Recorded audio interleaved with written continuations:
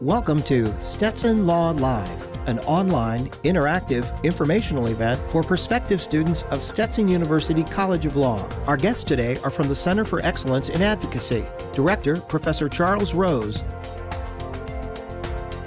and Assistant Director Erica Wilson. Our topic today, Advocacy at Stetson Law. And now your host, Assistant Director for Admissions and Diversity Initiatives, Carmen Johnson.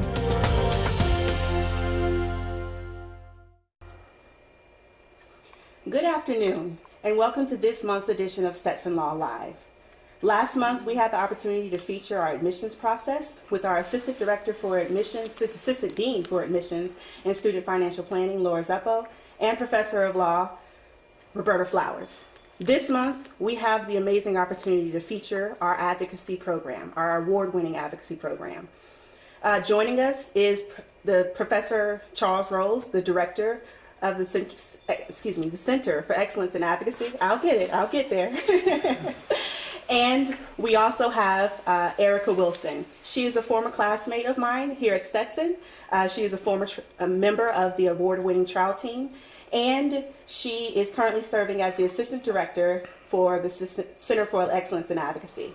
Okay? Remember, everyone, this is an interactive forum, so please, I encourage you to submit your questions. Type them in even as we start now. Professor Rose, we're going to start with you. Okay. Just for our viewers who are not familiar with advocacy, what is advocacy?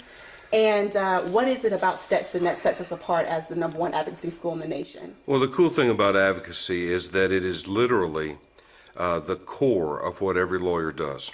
Regardless of the way in which you do it, it sits at the center of what it means to be a lawyer because we advocate for clients. We take the law that we have learned, we take our own personality, we take the way that we work, and then we put it out there in front of someone who's making a decision. It could be a judge, it could be a jury, it could be an arbiter on a panel, it could be talking to the local community subdivision. But we teach the skills that transform the law into the practice, and we're better at it than anybody else. I agree. Well, speaking of that, Erica, like I said before, you're a former member of our trial team, esteemed former member. What led you as a student to participate in the advocacy program, and describe your experience a little bit for us? Well, the only reason why I ever wanted to become a lawyer was to be an advocate. That was it. I never wanted to do anything else with my life, and Stetson Law is the best advocacy school in the country, and that's why I wanted to come here. I never wanted to go anywhere else. I was very fortunate enough through a very grueling process to be selected for our trial team and to compete all over the country. Mm-hmm. Well, speaking of the trial team, some viewers might not be familiar with the various advocacy boards that we have here at Stetson. So either of you together, just describe the opportunities that we have to be on the advocacy board and what do those boards do? Well, I'll give you an overview and then I'll toss it off to Erica and let her talk about her trial team experiences. We have set up at the law school an approach that allows us to create simulated environments where students can learn the skill of representing clients, both in mediation, at trial, and arguing appellate. We represent the university nationally and internationally in competition with other schools in simulated cases. And each of our boards take a particular part of the process of representing a client and they represent them. And we win more of those competitions than any other school in the nation. Historically, there's not anybody that does it quite like we do. And so that's the overview. Each of the boards is different. Mm-hmm. ADR focuses on the pretrial mediation stuff. Moot court focuses on cleaning up whatever legal issues are left after trial, and then the trial team sort of deals with what happens when we are working in the courtroom. Mm-hmm. So, Erica, why don't you share your experiences on the trial team? It was an incredible experience. I'll give the front load before I go back. Before I came back to Stetson, I was actually a private criminal defense lawyer, where the sole purpose of my job was to try cases. I was only hired to try very high-profile felony cases, anywhere from murder all the way down to DUIs. What judges and real-life people are looking for, especially with jobs, are advocates that can go into a courtroom and are competent and know their way around and can do it and be on their feet. The trial team at our school gives everyone the unique opportunity to argue not only civil and criminal cases through the majority of the stages of a trial, from opening statements to directs to cross-examinations, and especially evidence, which is in the real world how you win at trial. And no one does that better than Stetson here.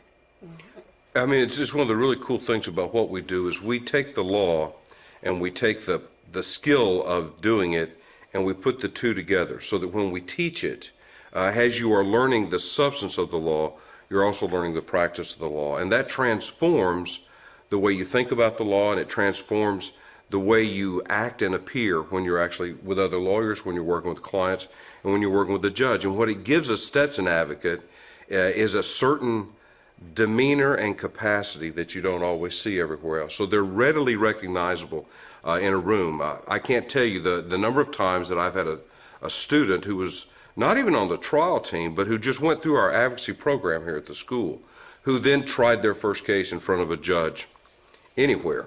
And the question that often comes from the bench at the close of the trial is, well, ma'am, is this your first trial? Yes, it is, Your Honor. You don't happen to be a Stetson graduate, do you?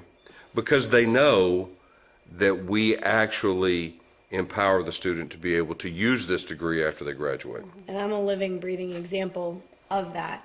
As a 24-year-old lawyer coming right out of law school, trying felony cases, you deal with practitioners that are 20 years your senior. And when I tried my first felony case, that was the first question out of the judge's mouth, was actually not only, are you a Stetson lawyer? He said, I know you're a Stetson lawyer by the way you advocate. And that is the biggest compliment that I probably have ever gotten in practice. And piggybacking off of that, because when I first started practicing, I was within criminal law and I worked with the judges, and just the reputation for the Stetson lawyers around the judges was they were always prepared for trial. They knew how to conduct themselves in a courtroom, and even though they might be fresh lawyers, brand new lawyers, they were ready for practice. And so that's what I was able to observe firsthand working with judges. There is a question from someone, thank you for your question, what is so different about the methods in which Stetson approaches advocacy? Well, I think there are a couple of things that are unique to us that you don't find at other schools. One is that we acknowledge up front that the study of law and the practice of law are intertwined with one another. Other law schools take the idea, if you will, that you can just learn the substance and figure out how to do it on your own later. Or they'll put you in clinics or they'll put you in internships at the end of your legal experience, and they'll say, well, you've been exposed.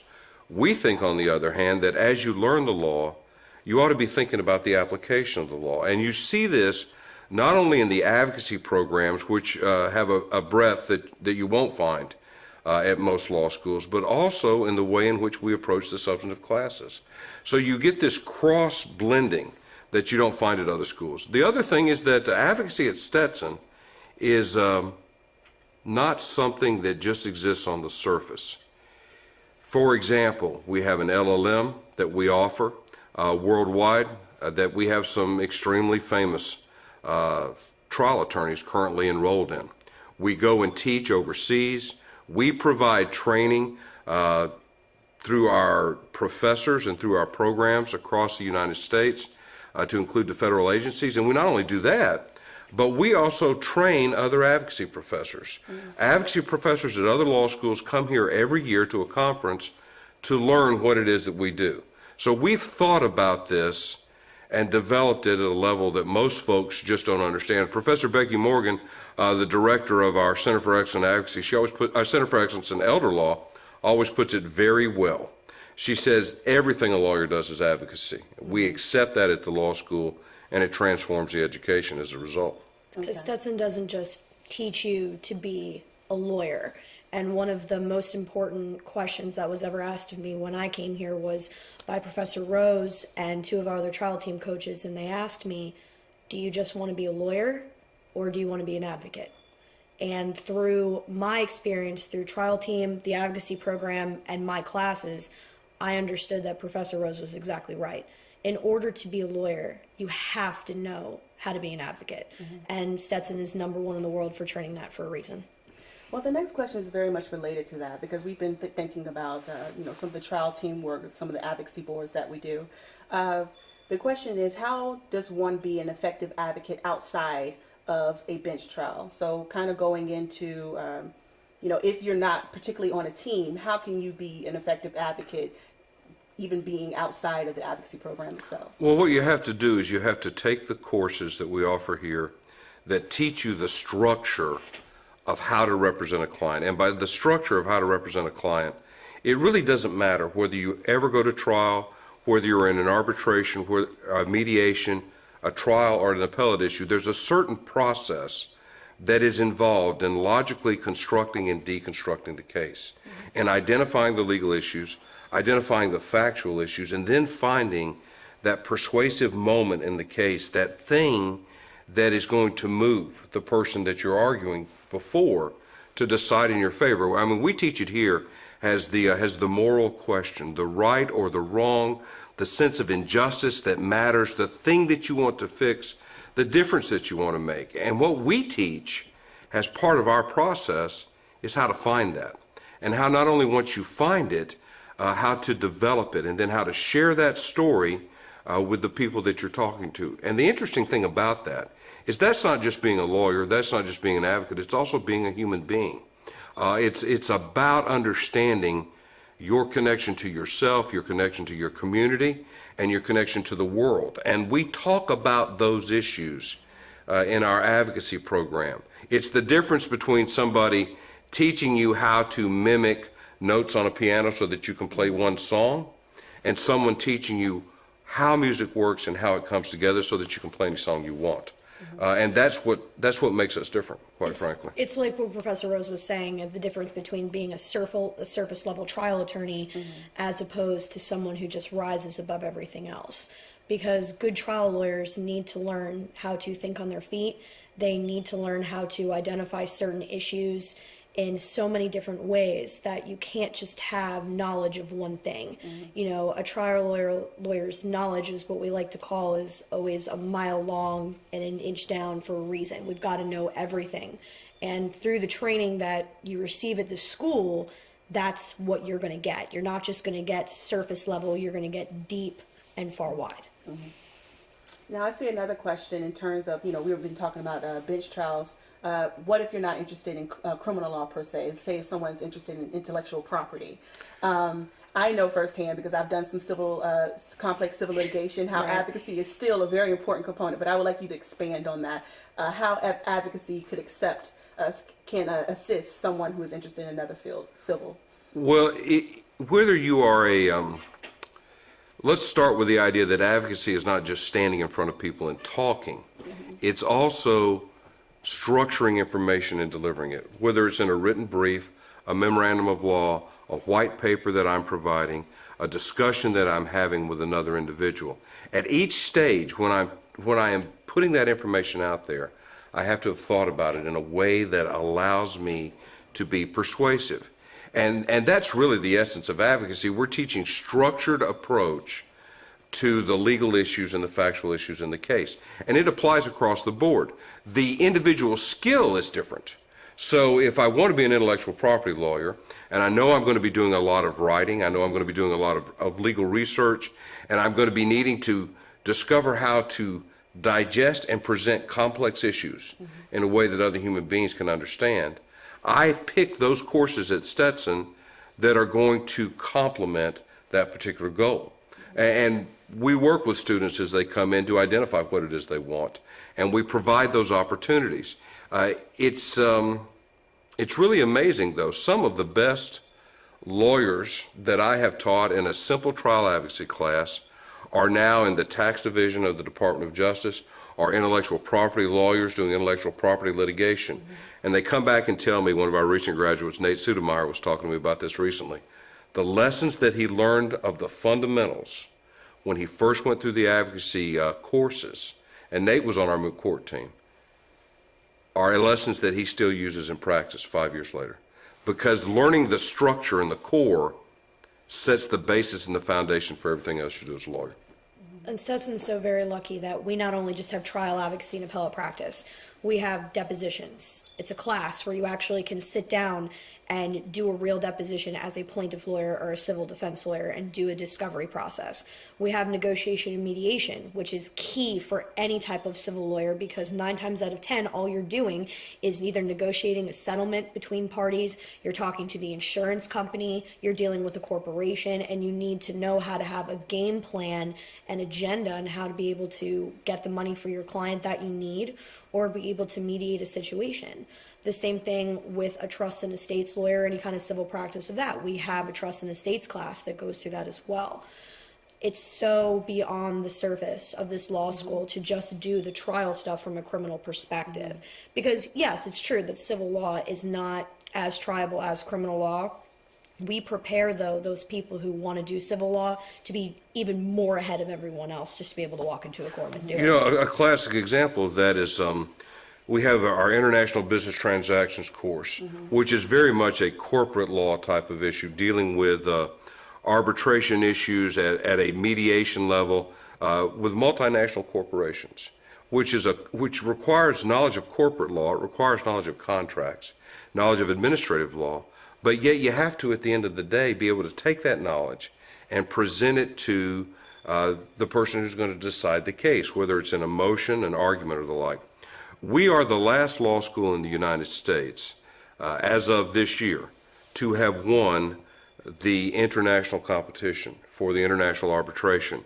That's called the Vis Moot, which is an arbitration issue dealing with corporate law. Law schools come from all over the world. And I noticed you got a question about how does Stetson address some of their perceived weaknesses in comparison to other law schools. I would say that we don't have weaknesses in actuality. We might have weaknesses from the standpoint of perception out there. And I'll give you the example using the international VIS competition. You may have heard of some law schools called Harvard, Yale, and the like.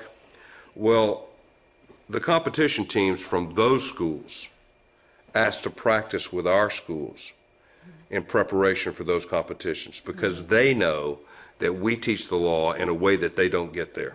And they realize that if they want to be competitive at the arbitration competition in the real world, they need what we have. So I think that my weaknesses at the law school are primarily ones of, do I have enough money to make sure every student can do everything that I want them to do? Sure. And we work pretty hard to make certain that that happens. Yeah. I also see another question, speaking on top of that, in terms of the time commitment. If one is to join an advocacy board, what is the time commitment like? I know Professor Rose has a lot of thoughts about that, but then also Erica, you have. Why don't we start with Erica because she's been through the mill. Yes. I have. And what I will say to start out with, though, just to piggyback off what Professor Rose said about the Harvard, I truly believe that Stetson is a Harvard. We're a Harvard of trial advocacy. That's what we are. There is no one better than us. So if you want to categorize it as that, that's what we would do.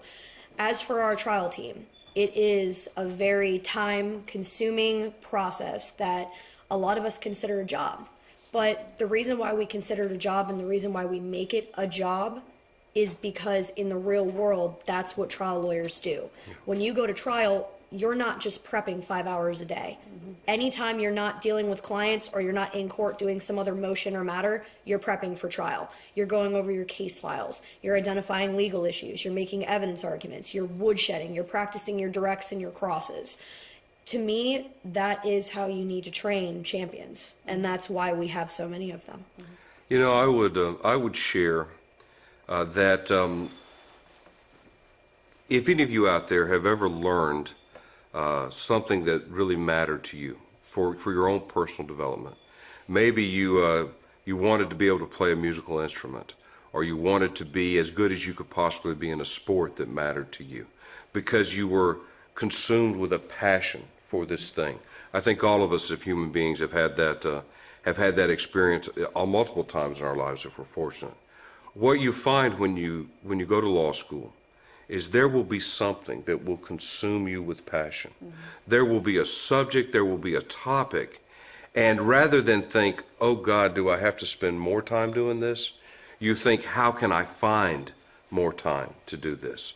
And so here at Stetson, you have professors who teach all week long, who write their scholarship, who see their students, and who then coach teams, who meet all night long with the students, and work hours in stretches that are almost not believable, because it is a labor of love. It is an investment in the future of the students that we are forming friendships with, and it is passing on to another group of folks a very special art, a very special ability that can flourish or die with every generation.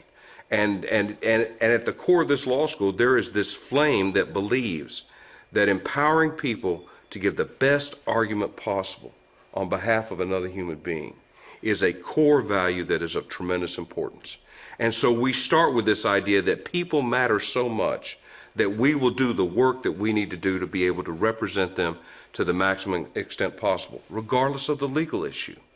That commitment to excellence, that desire to make a difference in another human being's life, it empowers the students. I generally find that the kids on the trial teams, and I think this year I've coached 4 or 5 teams already this year, in addition to being the director, running the Advocacy LLM and some of the other things that I do here. It's not that they complain about the amount of time that we spend, it's that they're always asking me to spend more. Yes. They want more, they don't want less. They are just so entranced with what they're experiencing that they don't ever want it to end. And then when they leave, they miss it when they're gone. They really do. And I mean, that just goes exactly what Professor Rose says. When I have students come into my office, their questions to me are just, I got into a courtroom like you told me, and it was an amazing experience. I loved being in there. I want to do more. How can I do more? What can I do? It's that love and that passion that makes you wake up every day and say, I'm going to be a trial lawyer. I'm going to be an advocate. This is what I'm going to do. And that motivation, when you have professors like Professor Rose and Professor Morgan and Professor Flowers, people on this campus that literally dedicate their lives to making you better, it's a huge reception when you go out and practice and to be able to say, wow, look what they've done for me. I mean, I all the time kids will call me up and say, hey, I did it. This is my first day in court. I got this for my client. I made this difference in someone's lives. I protected someone. My daughter right now works for Children Legal Services, and she's a Stetson graduate. And she had her first day in court where she took care of a child, where she made a difference in a child's life. And even though I've known her for a long time, she had to call me and tell me about how wonderful that was and how we made that possible for her. And what she didn't understand, what a lot of them don't understand, is we don't make it possible. They make it possible for themselves. We just provide the vehicle where there's a chance for it to happen. We just understand how important it is. And other grads, when I was in practice, would come up to me, seasoned lawyers, 20 years my senior, and just look at me and say, how did you do that? You know how to do an opening like that. You understand. You don't ask leading questions on directs. I went to the University of Florida. I went to Stanford. I went to Vanderbilt. They didn't teach me how to do that. Where did you go to school? How can I learn that? They want to learn. And I tell them it's because of Stetson, and they cannot believe it. And I want to, No, the other thing that I'll toss out is that the neat thing about our advocacy reputation is that we get folks from all over the country who come here for advocacy, and a lot of them go back to where they're from. And they think, well, I don't know if a Stetson degree is going to work in New York City or Chicago or California or some other place. And what I can tell you anecdotally is that it absolutely does. Every day. absolutely. I know we've been talking about advocacy, but I also want to bring in our reputation in legal writing. We're ranked Sure. number 5 in the nation for our legal writing program. So I see a couple of questions, and keep the questions coming. We're trying to get to all of them, so thank you for all the questions. But a couple of questions about our moot court program, and so you can discuss our legal writing reputation and how that's incorporated. That well-known appellate brief that all law students have to write their first year of law school. We remember. I remember very, very vividly. Yeah, I remember, and it's been over 20 years. Yes. It's been burned on my brain. The neat thing about our moot court program, which is part of our advocacy boards, is that it flows out of the first year of research and writing. So we identify people with talent and ability and interest in their R&W classes. They get to compete in an R&W writing and appellate argument competition in the second semester of law school. They can also take their briefs, they can write onto the moot court team, and that ability to teach functional, persuasive writing is a great strength of the law school, and in fact is one of the reasons that we're so good in our advocacy competitions, because you learn how to do that. And I do a lot of training for law firms, and one of the number one complaints about young lawyers nationwide is that they haven't learned to really analyze critically and to formulate their thoughts properly from a written perspective. And we know how to do that, and we've connected that with our advocacy programs. We have some great, phenomenal research and writing professors who are treated just like any other professor on our campus. They're tenured professors, and they have the same status as anyone else. You might want to ask some of those other law schools whether or not they do that. A lot of times they don't. They treat them like second and third class citizens. Not here. No. What that creates is a commitment to teaching that is sound and that ties into everything else. And that provides some great opportunities. And I was very fortunate as a student here. Not only did I have a phenomenal research and writing professor, I had Brooke Bowman, who Professor Bowman is not only a phenomenal professor, but she is actually the moot court advisor. She is the one who not only goes from the classroom, but goes to coach. So her life is dedicated to making you a better writer. And again, what I will tell you, being a young lawyer that went out in the field of criminal defense, and you still have to write. You've got to know how to do a motion to suppress. You still have to know how to do an appeal. You still have to know how to write motions in limine. I have never been so complimented on what I have done. It really was. My bosses in my law firm had hired other associates before me, and they did not know how to write correctly, and I turned in my first motion in limine to one of my partners, and they couldn't even believe it. They didn't go to Stetson, and they could not believe that I even knew how to do that. I mean, you want to think about research and writing has the part of the iceberg that floats underneath the surface. It literally forms the foundation for everything that you do from an advocacy perspective in court, arbitration, or at moot court. It's all that stuff that you learned before, the ability to find the law, to manipulate the law, to connect it to the facts, and present it. That's at the core of what we do. It's one of the reasons that our research and writing program is so strong here, because we're so committed to the ability to practice law when you graduate. I see one question. The question is, can I try out for an advocacy board my first year of law school? Can I be on an advocacy board my first year of law school? I will put it to you this way. If you come to Stetson, you will have multiple opportunities in the first year of law school to engage in advocacy-related things. So, for example, in the first semester of your first year, you can participate in the opening statement competition. In your second semester, you can participate in not only the opening statement competition, but the American Association of Justice Civil Trial Competition, which takes place on campus. And it's through those tryouts that we begin to identify potential talent, to try out for the advocacy board, to work on our shadow team, to be part of the Advocacy Center's efforts. We won't let you compete until your second year of law school. Why? Because if I let you compete in your first year of law school, you might not get the grades to make it to the second year of law school. It is so seductively interesting to actually work on a case that if you're not disciplined, if you haven't learned the discipline through the first year, you may begin to get your priorities out of whack. And if you haven't gone through that first year completely, you don't know enough substantive law to be able to be a lawyer. You're an actor as opposed to a lawyer, and we need lawyers. We don't need actors. Yeah. And the best things about all those competitions that you can do your first and second semester is it actually helps the students in both ways. It helps them create their skills, but we actually have all practicing lawyers that come back and judge them. So it's an opportunity for the students to network with the local community of lawyers.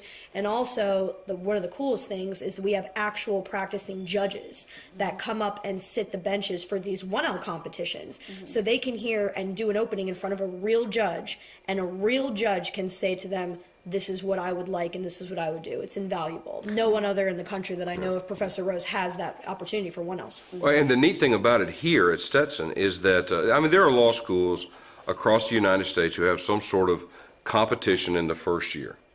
Our competitions are vetted, supported, and developed in partnership between student organizations and the Advocacy Center, which means you have a degree of professionalism, you have a degree of teaching happening. We teach first-year law students the fundamentals of the skills before they compete in these competitions, just as an extracurricular activity. We have an online advocacy resource center where every Stetson student can log in and watch real-world examples of all of these skills being done as part of the database of what it means to be a Stetson lawyer. It means that our students start ahead, so far ahead of others at the same point in time. It's just one of the cool things that we do. And I want to make sure I emphasize the Advocacy Resource Center. I personally participated in the AHA competition here at Stetson, I think my second and third years. And as part of my trial advocacy class that I took as well, the Advocacy Resource Center was a phenomenal tool to me. Can you just describe that further? What's available on that website and that's available to the students?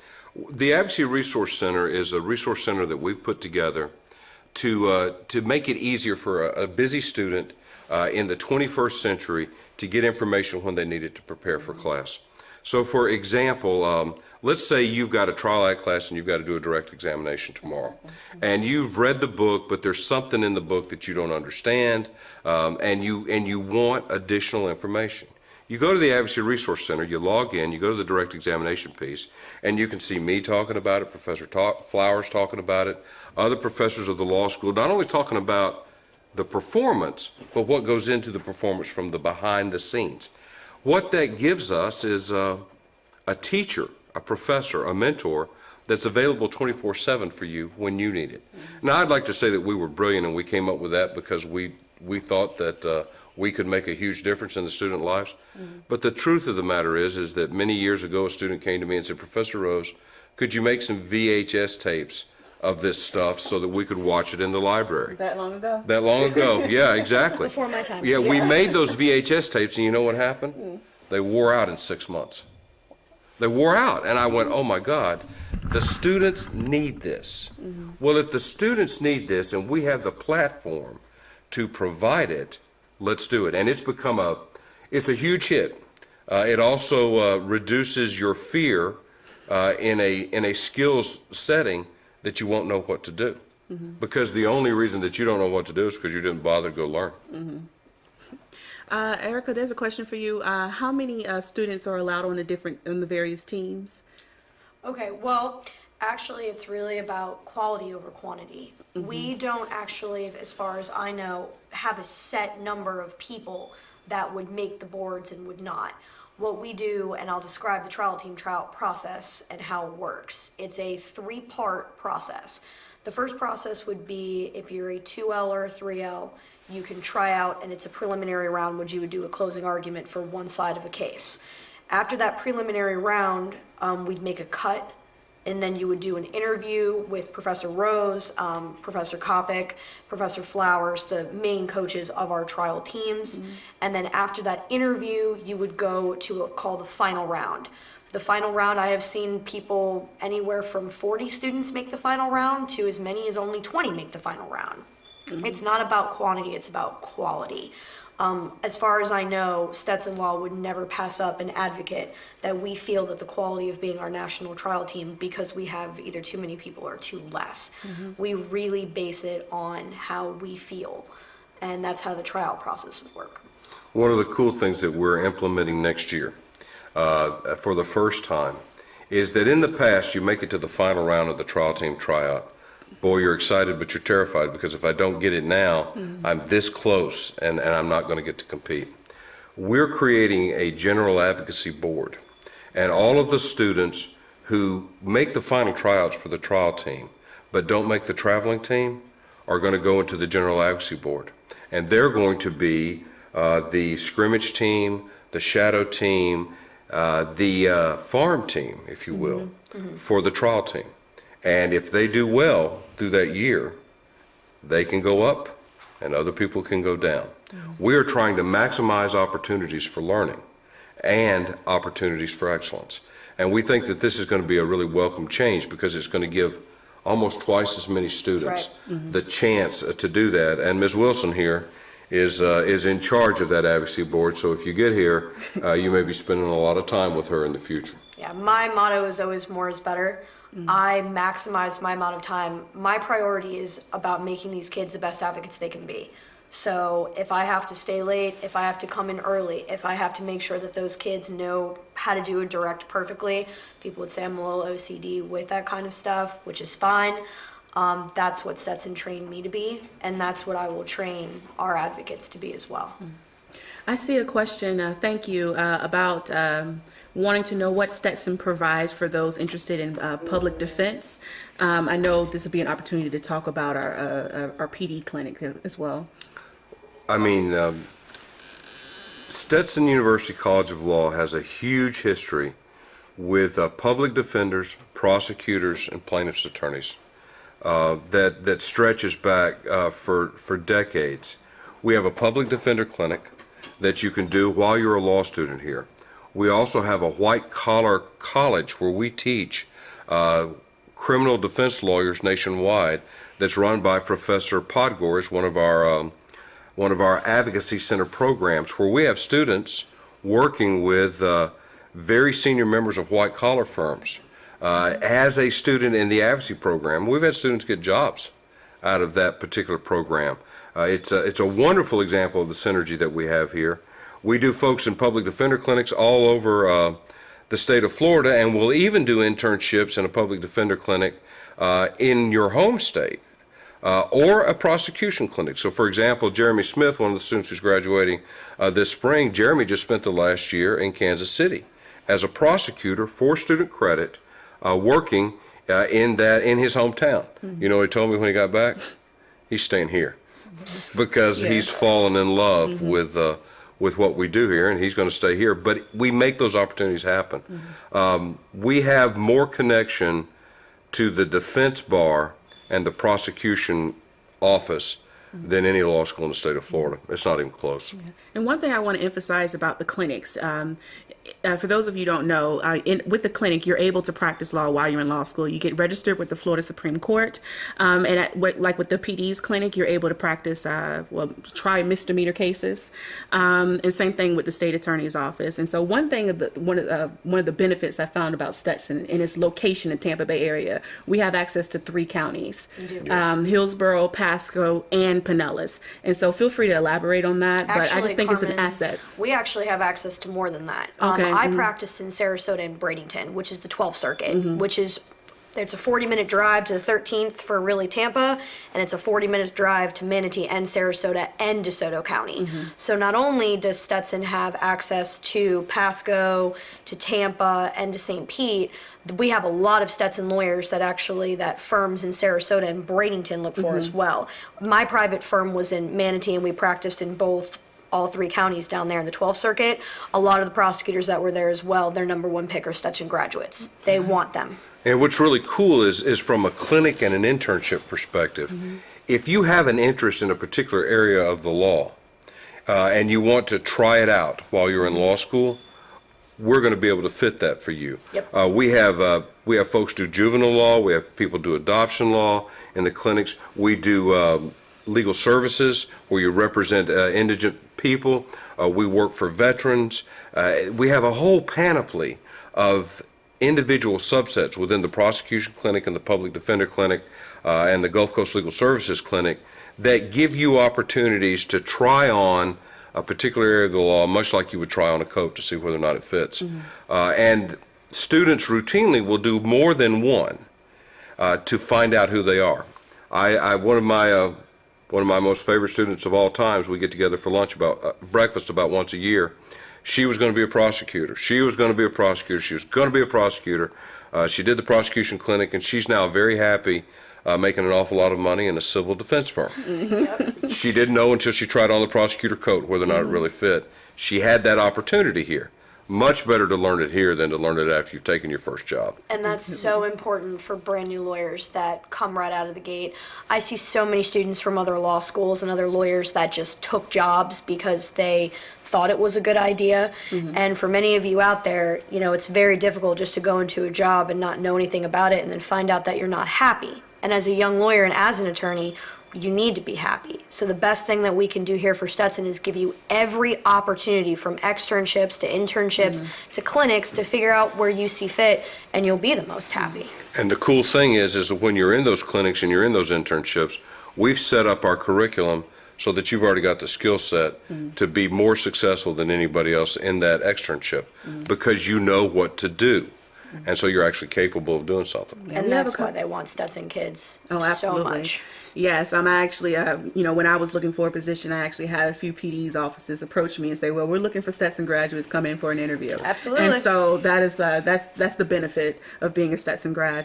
Some very related questions. How often do externships turn into jobs, and how many of these are available in the immediate vicinity of the school? We kind of addressed it a little bit. Well, there are a ton of them. You've got 3 major circuits that are all within easy driving distance.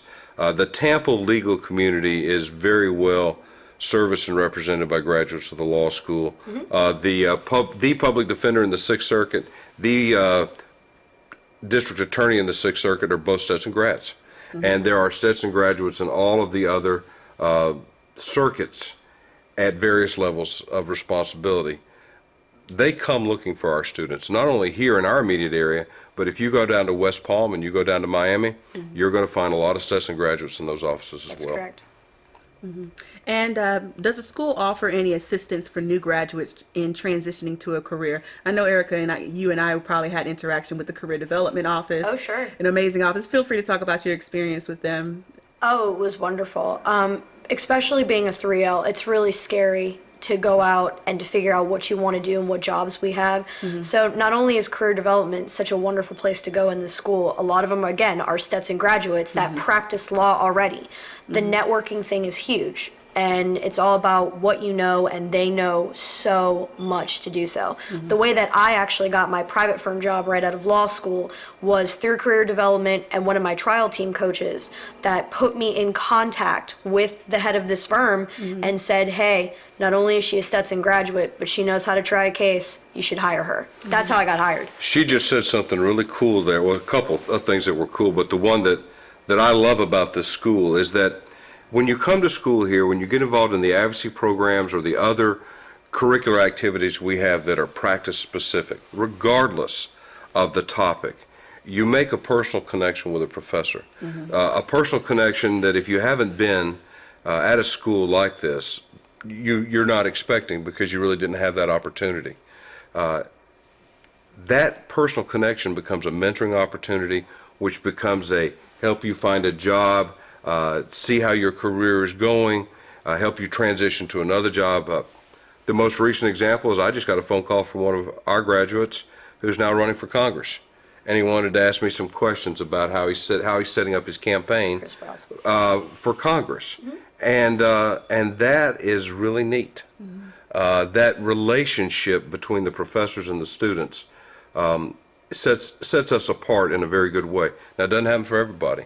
You have to put yourself out there as a student and make that connection. But I'm actually Facebook friends with some of my graduated students, and Lord knows I never thought that would happen. The biggest thing ever is getting your foot in the door when you want to get a job. And the Stetson name is just huge.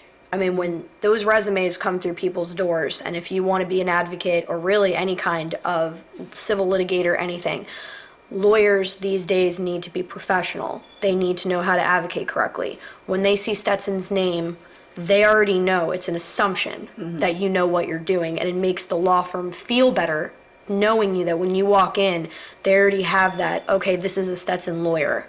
I know what she's about. And that's huge and speaks volumes for your reputation, because a lot of you will understand this once you come to law school and you graduate. Your reputation is everything. And Stetson's reputation is so great that it just goes throughout everywhere. We have one other question. What does Stetson provide for people wanting to become an immigration lawyer? That's a great question. Excellent question. Yeah, I'll pay you for it later. We, of course, have substantive immigration law classes. We have Luz Nagel, who is one of the experts in humanitarian law, to include both immigration issues and human trafficking issues, who's on our faculty, and she's known both nationally and internationally. Then we also have, unlike a lot of law schools, an immigration advocacy course taught by one of the leading immigration attorneys in the United States, a Stetson graduate and former trial team member, Arturo Rios. And Mr. Rios teaches immigration advocacy, so that you take the law that you've learned in the immigration law courses and then you begin to apply them on behalf of a client. And he talks about the very reality of doing it, and more importantly, of then turning it into a profession where you can actually engage in this sort of practice of law and make money at it at the same time. I actually have taken the class. It was incredible because, like I was talking about before, and Professor Rose's too, there's so many different types of advocacy. And at Stetson, we are so lucky to have so many different types, because learning substantive law is one thing, but if you don't know how to apply it, and if you don't know how to tell a judge, if you don't know how to convince somebody that you're right using the law in that way, you're worthless, in my opinion, to them. And what this class specifically does is it's almost like a trial advocacy class. He gives you a fact pattern and you go through it and you talk about all the substantive areas. You argue in front of a bench trial, because immigration's in federal court as opposed to state court, and he walks you through it. And Professor Rios is, if not the best immigration attorney in the country, I would say he's the best. Now, that's an advanced immigration advocacy course. We also have advanced criminal trial advocacy courses and advanced civil trial advocacy courses. Yep. So you can structure your curriculum in a way that puts you probably the equivalent of 3 to 5 years of practical experience ahead of the other folks who are out there in the field. Oh, absolutely. And the neat thing is that, particularly if you're interested in being in this area, you're networking and working with the experts in that field. And sometimes job offers, or at least references, come out of that experience, and that can be very helpful. It happened to one of my best friends. We actually offer what's called family law litigation here as well. We have substantive family law that is taught by Professor DeBose, and then we also have family law litigation, which I took with Judge Peter Ramsberger. An actual family law judge comes to Stetson to teach family law practice, which again is huge. It's fine if you understand marital settlement agreements, but if you do not know how to effectively write one and communicate that in court, again, it's useless. It's one of the biggest things that I have learned, that Stetson is just so valuable in the way that we teach so many different types of those advocacy-related courses in so many different ways, with people that are actually practicing and judges that come and teach here. And we particularly have our advocacy concentration, which people do. can pursue, as well as the social justice advocacy concentration as well. Yes, we have the social justice concentration, which builds on the work of Professor Bickle and Professor Scully. We've done, as a school, we've done some phenomenal things with the Freedom Riders, with the Civil Rights Movement. We have a deep commitment to that, and it shows in social justice. Yes. And people get the opportunity to do that. We also have an Innocence Project, where you can work on innocence projects. It's a really interesting thing that this law school's courses interconnect like a web to allow you to develop expertise, knowledge, and to get exposure to different areas of the law. It's one of the things that sets Stetson apart from a choice perspective. That's right. Let me see. Does Stetson have a fellows program? I'm not sure what they mean by the Yeah, Question yeah. Fellows program, because it's different things in different, it means different things in different places, right? We have concentration programs that allow you to focus in particular areas of the law, where you get direct supervision, mentorship, and access to certain classes. And we have advocacy concentration, elder law, we also have environmental, and so we have those concentrations. And then we also have a series of student organizations and scholarship opportunities that might be the equivalent of a fellows program.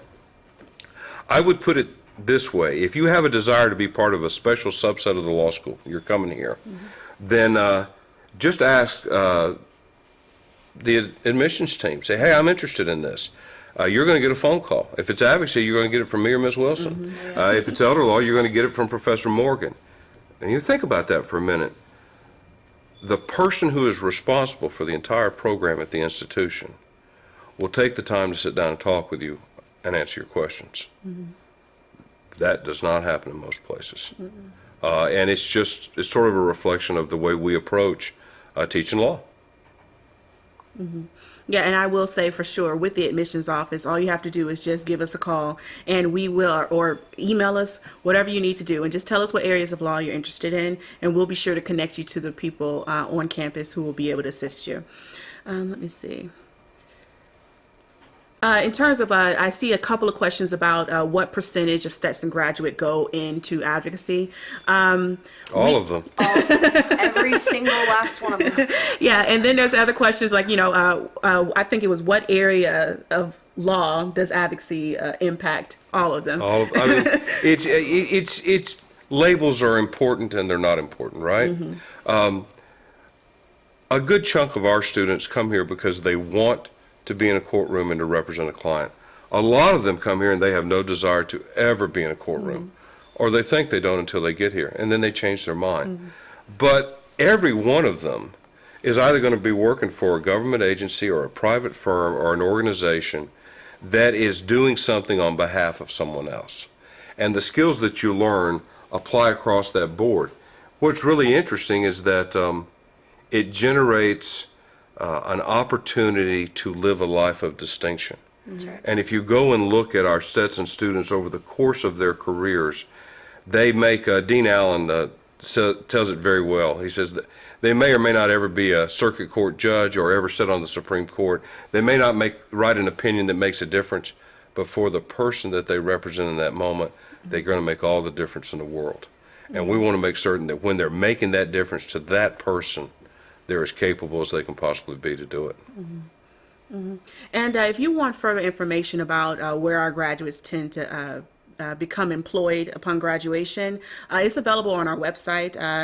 Go to our website, and you can go to our student consumer information website, and the career development office, they're required to compile a lot of data about where our graduates go and what area of law they are able to go into, or what organizations they end up working for, whether it's the government, private, public, whatever it might be. Okay, let me see.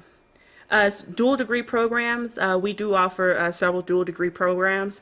That information is also available on our website. We offer the MBA degree with the JD MPH degree, as well as a few grado and derecho, where you're able to obtain your legal license in Spain as well. Let's see. Okay, interesting question. What makes Stetson #1? My personal belief is that it is a commitment to excellence, that the students believe that if they do what we ask of them as they learn, if they commit themselves completely to it, that they will be excellent. And what happens is it's a wonderful growth thing. If you believe something, you can actually make it occur. And so the students come in knowing what our reputation is.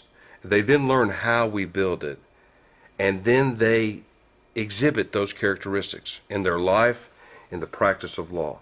But the other thing is that all of the other law schools who meet us in a competition, all of the other professors who work with us or who learn from us or who share their ideas with us, who are part of the Stetson Advocacy Network, who come to our conferences, they all want to be us.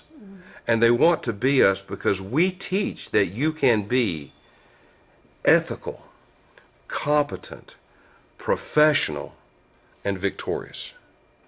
We teach and show you how you can be a good person who does the right thing as you view it in your own sense and be successful.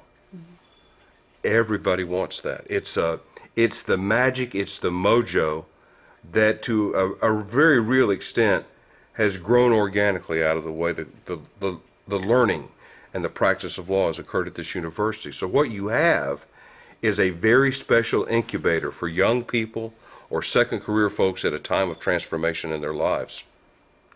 Everybody who comes in contact with us sees it. The advocacy ranking is just a recognition of the impact that we have on our students' lives. Folks, we are coming towards the last few minutes of this webinar, and so I encourage you, if you have any last minute questions, go ahead and submit them and we'll try to get to them. But there's one question, Professor Rose, I know that you'll be able to expound on this a little bit further. What does Stetson provide for grads wanting to practice in the U.S. military? I know we have our advocacy clinic as well, so go for it. Yeah, I'm the perfect one for Go that. for it. If you have read my bio, you probably know. If you haven't, I'm actually a retired Army lawyer. I started out as an enlisted soldier and then was a line officer and then became an Army JAG officer. And I taught at the Judge Advocate General School, and I understand the way the United States military works, all the different JAG branches. I have presented and talked at all of those JAG branches. I happen to be a co-author on one of the legal treatises that's used throughout the United States military in court-martials. It's a substantive law book. But more importantly, we understand the value system that the military JAG Corps is looking for in their recruits. And then we also understand how to help you develop that value system, showcase that value system, so that when you're competing for those positions, Stetson lawyers matter. Almost every year since I have been here, we have placed one or more students in one of the JAG Corps. Sometimes they're my research assistant, sometimes they were deeply involved in the Veterans Clinic, sometimes they were on the trial team. But in all those instances, we've got young Stetson lawyers right now, majors and below, in the Army, Air Force, Marine Corps, and Navy JAG. We have graduates of our law school, one of which is a brigadier general in the Marine Corps. This law school has a courtroom named the Sebring Courtroom after Dean Sebring, who happened to have been one of the judges at the Nuremberg tribunals. The movie not Inherit the Wind, but Judgment at Nuremberg with Spencer Tracy. Spencer Tracy's character is based on a Supreme Court justice from Oregon who was a Stetson law graduate.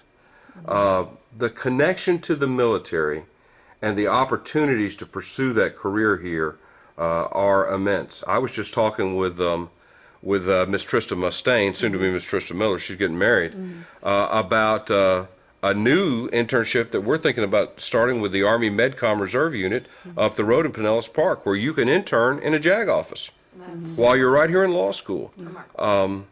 We understand that. It's not for everybody, but for those whom it is for and who have a real interest, this would be a good place to land.